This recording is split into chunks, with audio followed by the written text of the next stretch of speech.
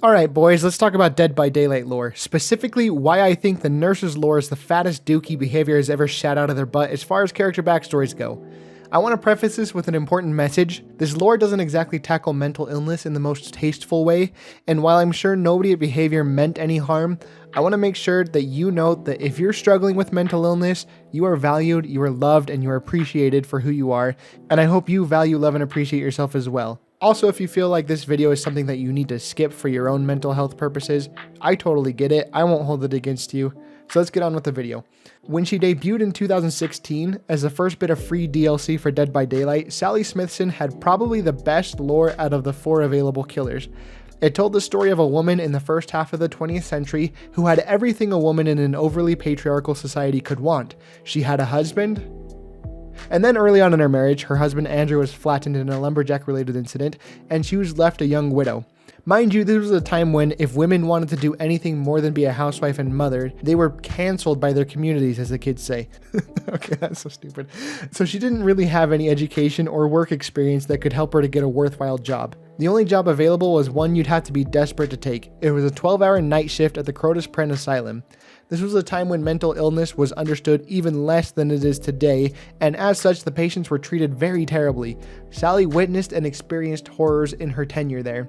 The employees were cruel, abusive, and misogynistic towards her, and physically abusive towards the patients. And the patients, not being in a proper environment, could often be violent as well. This went on for 20 years of Sally's life. Cosmetic descriptions hint that Sally may have tried to remarry, possibly in the hopes to escape from the Crotus Pren Asylum, but she was left at the altar. Her lore states that her thoughts started to be dominated by the concept of purification. Eventually she popped off and soloed everybody in the map, which is about 50 patients and 4 staff members, at both the disturbed ward and its neighboring chapel. The staff members were Orderly Kavanaugh, who is only described as fat, the warden Patrick Spencer, from whom she gets the name of her power, Spencer's Last Breath, Nurse Morris, from whom she took a pocket watch, and Father Campbell, who was described as a good man and who ran the chapel affiliated with Crotus Pren. She was found by authorities in the fetal position and was on her way to a hospital when the ambulance crashed and she was never seen again. Personally, I think this is great lore. It's sad, it's rough, and most importantly, it leaves it ambiguous as to what her motive was. But they had some clues sprinkled into both her lore and her character's demeanor that hinted at what her motive may have been.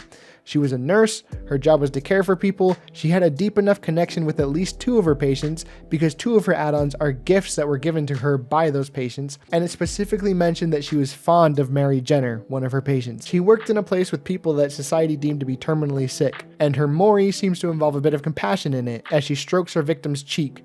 These signs point towards her motive being that she saw killing her victims as an act of compassion, as if she was saving them from the terrible filth of the world and their environment that they were dealing with. Her lore stating that the killings were based on the concept of purification could be interpreted that way. This was something that could have plausibly translated to her motive for killing survivors in the entity's trials.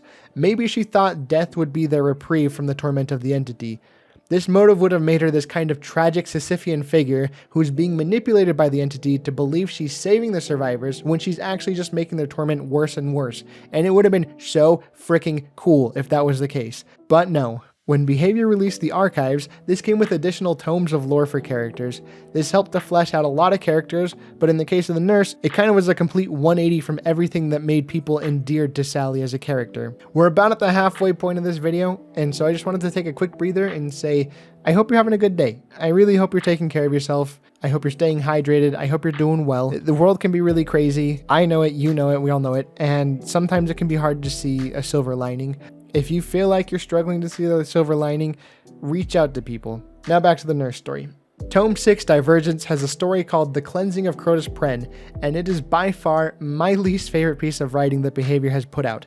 It's just a massive character assassination of Sally, someone with so much potential and who had the sympathy of most of Dead by Daylight players in the palm of her ghostly, weird-looking hand. Instead of going through with the easiest layup in the history of writing video game lore, they chucked the ball right at a fan's face for like shock value or something. Sally works in the asylum where everybody reduces their patients' entire identities to their mental illnesses. Instead of Mary Jenner, she's known as the Anxious Girl. There's also a boy named the Catatonic Boy. There's a guy named the Bad Man. There's the Sweaty Codger. And what makes things worse is Sally just participates in this, even for the really rude names like the foul girl and the shoeless imbecile. When she starts to lose her patience with a patient, she repeats the phrase, "They are humans, and sick as they may be, they deserve sympathy." However, it's pretty clear that these are just words that she says to herself, just as kind of like a coping mechanism. It's just something she does to not lose her job, and she doesn't really seem to believe in these words. She doesn't care too much for trying to preserve her patients' humanity. The same nurse whose add-ons include gifts given to her by her patients only really cares to call them by their afflictions or by insults. So that's a bit of a bummer. As her story goes on, Sally starts to not only see mentally ill patients as unclean, but she considers them on par with dogs. She revels in watching them in pain and is very open about her disgust with them. She even goes on to say that everyone in the asylum has lesser genes than her and how terrible it is that they exist when she could have still had her husband and they could have passed on their perfect genes to perfect little progeny. So it's just flat out eugenics. Reading Sally's lore is kind of like watching your aunt be on Facebook a little too much and then fall down an alt-right pipeline. The only thing is this is worse because you kind of expect your aunt to do that. You don't really expect that to happen to Sally. So essentially the day that she snaps, she decides to kill every patient and staff member at Crotus Pren, not because she went crazy and decided to save them all from their illnesses, but because she just got sick of pretending they were worth keeping around and decided that their genes were too icky for her. It's just this weird debate from what people expected from the nurse. I know at this point there are some gamer keyboards that are clicky-clacking right now saying, well, she's a killer, she's supposed to be a bad person. Are you saying that you excuse murder, but you draw the line at ableism? Yeah. No, I'm just kidding, not really. Like, I think if Sally had been written this way from the very get-go, it would have been more like, oh, okay, she's just a terrible person, got it. And from the get-go, I wouldn't have been too thrilled about her lore, but at least I'd understand that she's a raging ableist who believes that her genes are pure and those around her deserve to die. But what makes it suck is it's just not consistent with what we were given beforehand. The science really pointed towards her feeling at least some sort of compassion for her victims, and she had some sort of twisted reason why she felt she was helping them. But no, she's just cleansing the gene pool. So that's where my frustration with this lore comes from.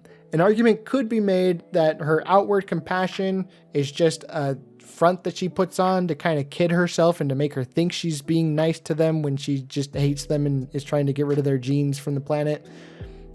I don't buy that, but maybe.